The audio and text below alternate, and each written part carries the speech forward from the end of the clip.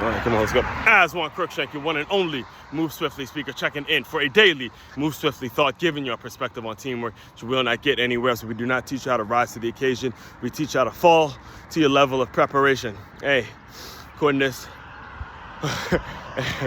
Coordinates, September 7th, 2025. The morning after, it's literally less than about 6 or so hours, less than 12 hours away from first loss in a couple, been some time. Right? For those of you who don't know, I'm a psychotic, diehard Michigan Wolverines football fan. Recording this the morning after they just lost to the Oklahoma Sooners 24-13.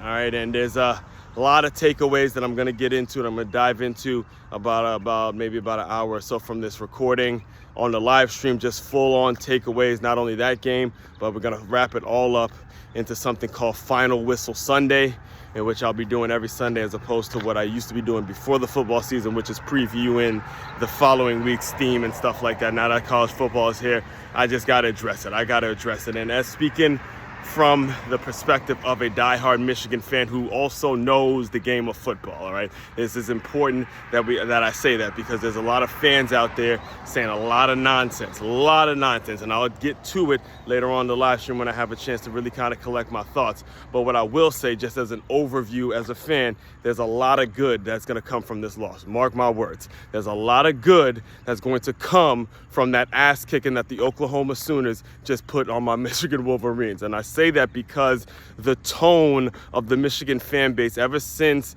that win from Northwestern, let me take you back a year ago, right? About a year ago, we beat Northwestern's ass. We get a commitment from Bryce Underwood. We beat Ohio State's ass. We beat Alabama's ass. And then we go and we have a little performance against New Mexico. And all off season, there's been all this talk about 4 years in a row and we beat Ohio State and we did this, all this shit.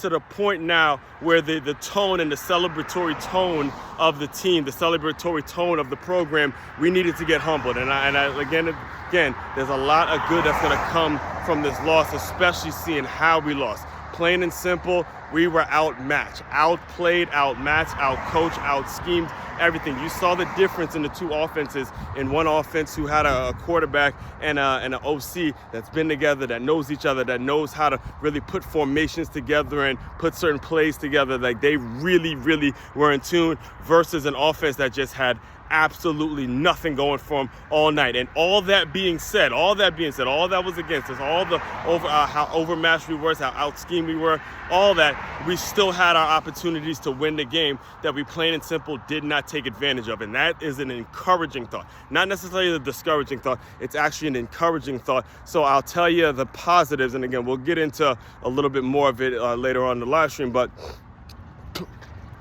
tell you the positives of it is Bryce Underwood needed to be humbled. He needed to be humbled, and that was an incredible test. There's going to be a lot of great lessons that he's going to take from last night, seeing that he went up against probably one of the best, if not the best, defensive coordinators that you could ever find that has been around. I mean, just absolutely dialing it up. Disguising coverages, disguising blitzes, was just everywhere last night. Absolutely, the defense was absolutely everywhere last night. And then again, defensively, Michigan played good enough to win the game. We'll say it like that. They didn't play their best, but they played good enough to win the game. And again, opportunities just weren't capitalized on. And again, that's just simply encouraged. When Oklahoma goes back and looks at the film, they'll realize where they missed out on some opportunities. And it seemed for the most part like two evenly matched teams. I will, again, mention to you as Michigan fans, do not be too discouraged by that loss. All right, the Ohio State-Texas one was the gameplay was kind of the same way in terms of that back and forth evenly matched game,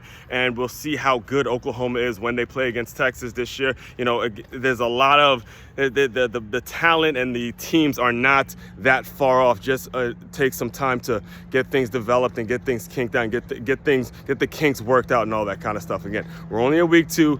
It wasn't a league game. Everything that we want is still right in front of us, but that ass kicking is something that we absolutely needed.